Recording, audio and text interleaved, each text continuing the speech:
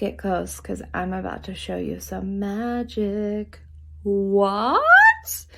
That's right. If you know me, you know that most of my life has gone without my brows. And I am so over it.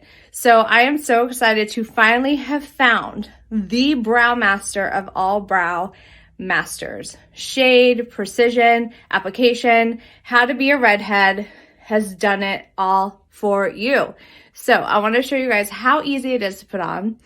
My favorite is how beautiful the shade is. It's a universal red, so for all you gingers, it will work great on you.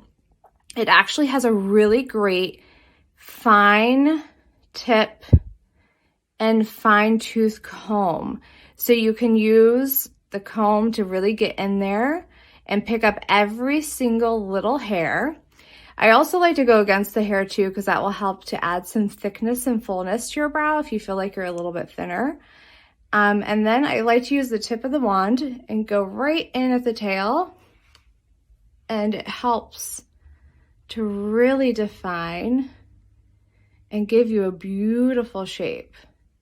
Now, what's great, because I don't know about you, but if my brows are going on, I want them to stay on.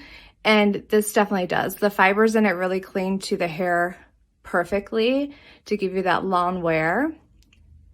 So you have an all day brow. And who doesn't want that?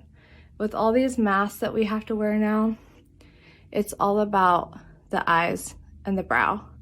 Now I can go in there and go a little thicker if I want to. I can use a pencil over it to define it even more. Like, it's a great staple to have in your kit.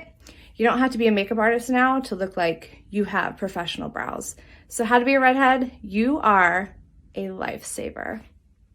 My brows, thank you.